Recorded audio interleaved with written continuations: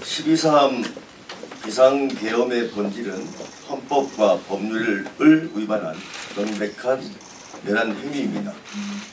신속한 탄핵과 수사로 대한민국의 불확실성을 조기 종식해야 합니다. 윤석열 내란 행위에 대한 처분은 두 가지 방향으로 진행되고 있습니다. 첫째, 국회는 윤석열 대통령이 헌법상 계엄 절차와 내용을 중대하게 위반했기 때문에 대통령직을 파면하기 위한 탄핵 소추를 의결했습니다. 이는 헌법재판소의 심판을 통해 파면 절차가 진행될 것입니다. 둘째, 국가수사기관은 불법 계엄이 형법상 내란죄 등을 범했기 때문에 피의자로 입건해서 수사하고 있는 것입니다. 헌법에 따라 내란죄 혐의인 경우 형사상 소추가 가능합니다. 윤 대통령은 파면되기 전이라도 수사기관의 요청에 따라 출석하고 성실하게 조사에 임해야 합니다. 이것이 헌법을 소외하는 대통령의 기본적인 책무입니다. 내용을 자세히 따져보겠습니다. 헌법 77조 1항에 따라서 대통령은 전시 사변 또는 이에 준하는 국가 비상사태 시 계엄 선포가 가능하지만 이러한 계엄 선포 요건에 해당하는 징후가 전혀 없었습니다. 헌법 77조 4항에 따라 계엄을 선포한 때에는 대통령은 지체 없이 국회에 통고해야 하지만 통고하지 않았습니다. 헌법 77조 5항에 따라 국회가 재정의원 과반수의 찬성으로 계엄의 해제를 요구할 수 있는데 포구령과 군 병력을 투입해서 국회의 권능을 제한하려는 시도가 있었습니다. 이는 헌법은 물론 국가 권력을 배제하고 국헌을 문란하게 한 형법상 내란에 해당합니다. 국회와 선관위를 침탈함으로써 행정, 사법기관의 통제만 명시한 계엄법을 위반했습니다. 헌법재판소는 윤석열을 신속하게 파면해 국정 혼란을 조기 종식시키고 대한민국의 불확실성을 없애야 합니다. 내란 수괴와 잔당에 대한 수사 또한 신속하게 진행해서 헌정 질서와 민주주의를 회복해야 합니다. 이것이 최악으로 치달은 주식, 환율, 물가, 수출, 소비, 투자, 생산을 정상화하는 지름길입니다. 한편 최근 국민의힘 국회의원들은 물론 시도지사들까지 합세해서 사과나 반성 없이 뻔뻔하게 내란을 비호하며 탄핵 심판과 내란 수사를 방해하고 있습니다. 예를 들어서 탄핵 사유에 대한 내란죄를 제외하는 것을 두고 논란을 만드는 것은 의미 없는 논쟁을 통해서 헌법 심판을 지연하려는 술수입니다. 내란 행위는 헌법과 계엄법, 형법을 모두 중대하게 위반했습니다. 이 중 형법상 내란죄 성립 여부는 형사 재판 영역입니다. 수사와 형사 절차를 통해 법원이 판단할 문제입니다. 헌재는 헌법 위반 행위에 초점을 맞춰서 심리하면 되는 것입니다.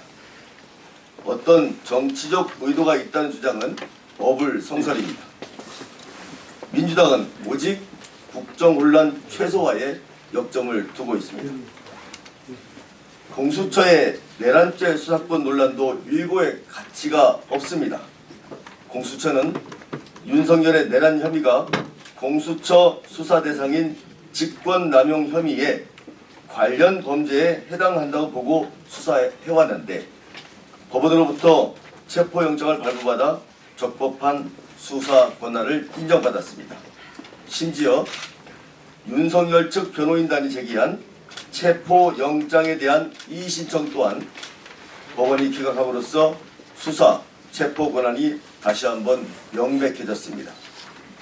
법원이 정당하게 발부한 체포영장을 자의적으로 판단해서 불법으로 규정하고 무력화하는 시도는 공권력의 근간을 부정하는 행위로 이것 또한 다른 내란 행위임을 명심해야 할 것입니다. 내란 우두머리와 잔당을 완전히 진압하지 않는다면 제2, 제3의 비상계엄 내란이 우리 역사에 재현될 수 있습니다.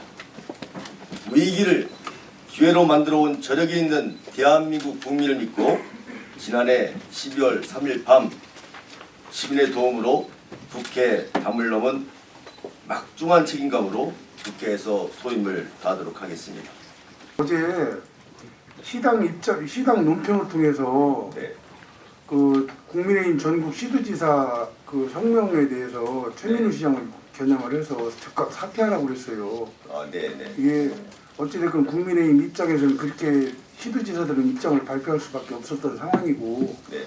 과연 이게 내란 동조인지 또 쿠데타 옹호 세력으로 본 것인지 의원님이 시당 위원장님이니까 이거에 대해 명확한 답변 좀 하세요.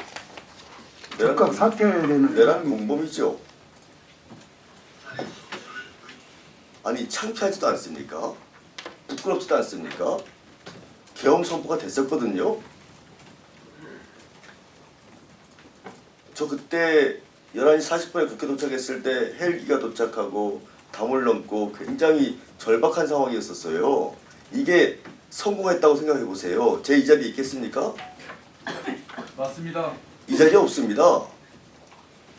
왜 12월 3일 날 그 엄중한 상황을 왜 국민의힘은 잊고 있냐고요? 전 그렇게 생각해요. 공범이죠. 부끄럽지도 않습니까? 창피하지도 않습니까? 21세기의 계엄 선포라니요? 2025년도입니다. 2024년도입니다. 지금 뭐 1980년대입니까?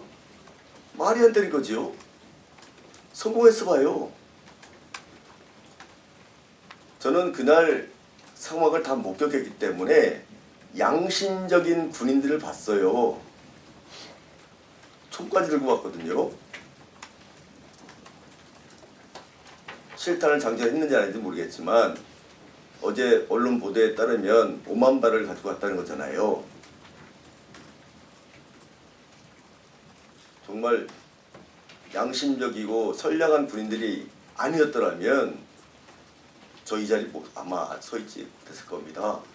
거기에 동조해서 당에서 시킨다고 그래가지고 뭐 성명 내고 생각을 하셔야죠.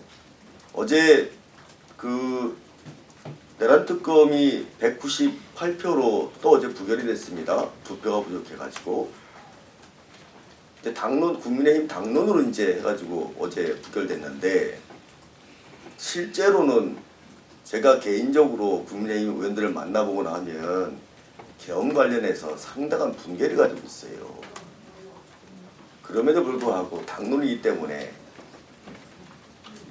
그렇게 된 거죠.